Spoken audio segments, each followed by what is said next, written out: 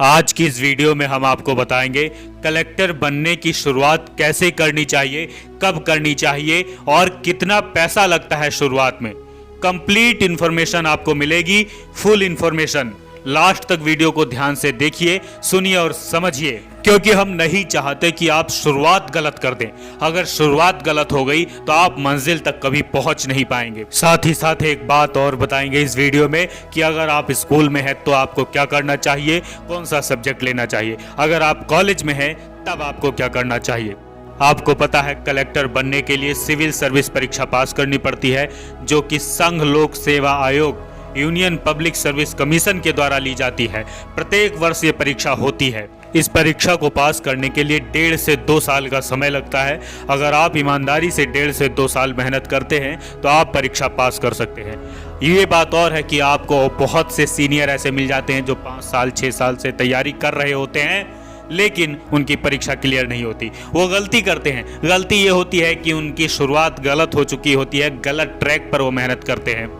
तो शुरुआत कब करनी चाहिए? शुरुआत आप कभी भी कर सकते हैं, जब चाहें आप तब शुरुआत कर सकते हैं। बस इतना ध्यान रखिएगा, जब भी आप शुरुआत करें तो 1.5 से 2 साल का समय आपको लगातार देना पड़ेगा। आपको गैप नहीं देना, निरंतर प्रयास करते रहना है। कछुए की तरह आपको धीरे धीरे चलना होता है। अगर आप धीरे धीरे चलते रहते हैं तो जीत आपकी होती है।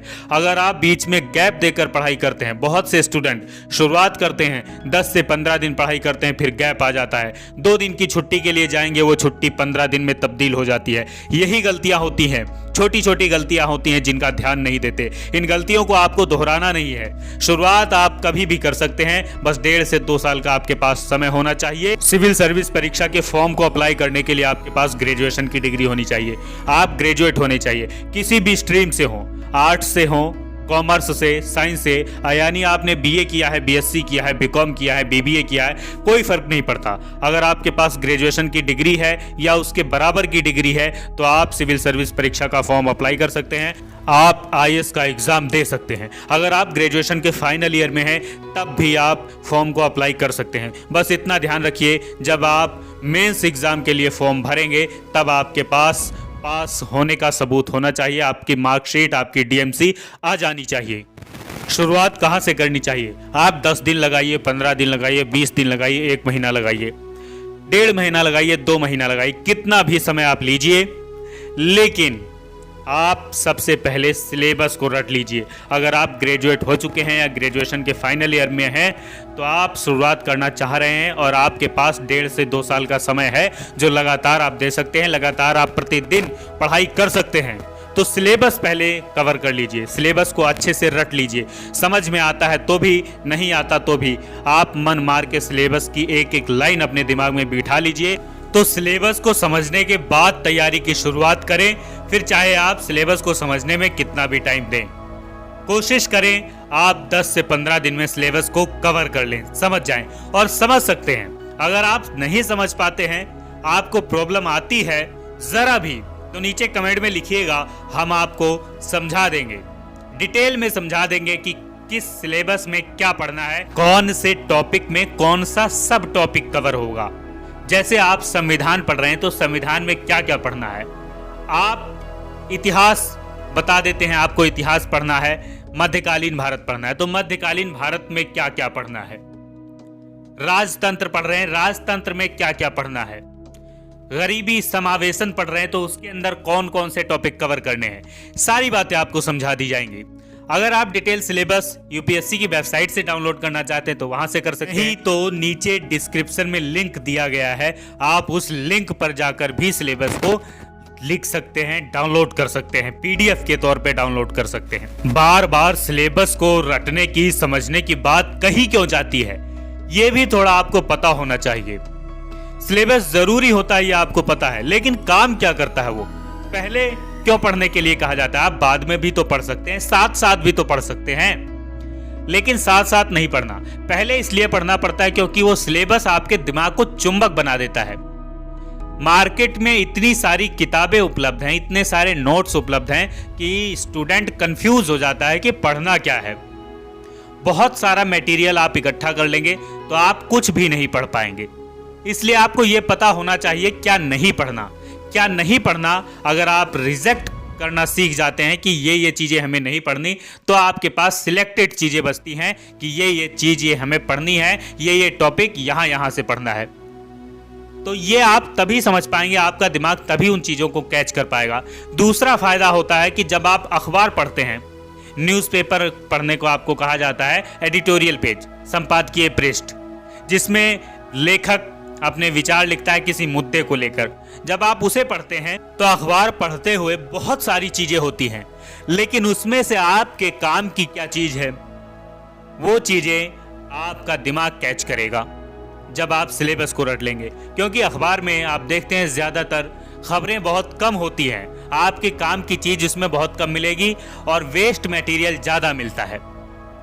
तो उन वेस्ट मटेरियल को कैसे पहचाना जाए, इसके लिए सिलेबस की जरूरत पड़ती है।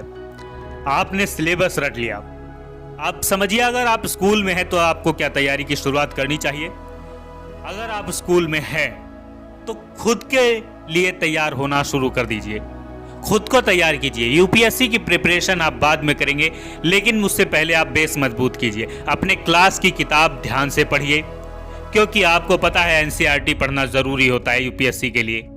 और यदि आप अपने स्टेट बोर्ड की क्लास की जो किताबें हैं उसे ध्यान से पढ़ लेते हैं तो आपको तैयारी करने में बाद में बहुत आसानी होगी। अगर आप अपने स्कूल की किताब को ध्यान से पढ़ लेते हैं तो बाद में कुछ सिलेक्टेड किताबें पढ़कर आप यूपीएससी की परीक्षा को आसानी से दे सकते हैं। अगर आप 12वीं में हैं या 12वीं की परीक्षा पास कर चुके हैं तो आप तैयारी की शुरुआत कर सकते हैं। सबसे बेहतर होता है ये समय। और यदि आप ग्रेजुएशन है कर रहे हैं और सेकेंड ईयर में हैं तो बहुत अच्छा समय है। सेकेंड ईयर में शुरुआत यदि आप करते हैं और लगातार आप 1.5 से 2 साल का समय दे पाते हैं तो आप यूपीएससी की परीक्षा को आसानी से पास कर सकते हैं। अगर बात करें पैसे की तो आपको पता है कि जहां आरआरबी, रेलवे और स्टेट के और भी एग्जाम जो होते हैं, सेंटर के एग्जाम होते हैं, कॉम्पिटिटिव एग्जाम, उसमें जर्नल की फीस 500 रुपए से लेकर 1000 रुपए तक होती है। वहीं यूपीएससी के फॉर्म की फीस प्रारंभिक परीक्षा के लिए, प्रीलिम्स एग्जाम के लिए जब आप फॉर्म भरते हैं तो 100 रुपए लगते हैं मात्र। किताबों के खर्चे की यदि बात करें तो एनसीईआरटी की किताबें आधार होती हैं। एनसीईआरटी की किताबें आप पुरानी खरीद लीजिए, सेकंड हैंड खरीद लीजिए, बहुत ज़्यादा खर्चा नहीं आएगा। अगर आप पुरानी भी नहीं खरीदना चाहते तो प्ले स्टोर से ई पाठशाला की एप्लीकेशन डाउनलोड कर लीजिए, वहाँ पर आपको सारी किताबें मिल जाती हैं। तो बहुत ज़्यादा खर्चा नहीं है, आप मामूली खर्चे में मान कर चलिए आप 5 से 10 हज़ार रुपये के बीच तैयारी कर सकते हैं। एक बात और बता दे, बहुत लोगों के दिमाग में यह बात बैठी होती है कि कोचिंग सेंटर के बिना एग्जाम नहीं दे सकते। कोचिंग सेंटर जिसके दिमाग में घुसा हुआ है उनसे सिर्फ एक ही सवाल है, ये बताइए क्या जितने बच्चे कोचिंग सेंटर में जाते हैं क्या सभी आईएएस बन जाते हैं? क्या सभी सिविल सर्विस परीक्षा पास कर पाते हैं? और दूसरा सवाल ये बताइए, क्या जितने बच्चे आईएएस बनते हैं क्या सभी कोचिंग सेंटर को ज्वाइन करके रखते हैं? नीचे कमेंट में लिखिएगा और इस बात का विचार कीजिएगा। उम्मीद है आप हमारी बातें समझ गए होंगे। अगर आपका कोई सवाल है तो नीचे कमेंट करें, हमें आपके कमेंट का इंतजार रहता है। वीडियो अच्छी लगी हो तो लाइक कीजिए, अपने दोस्तों के साथ शेयर कीजिए। सीखते रहें, सिखाते रहें और जुड़े रहें आरजेएम शिक्षा के साथ। बहुत बहुत शुक्रिया।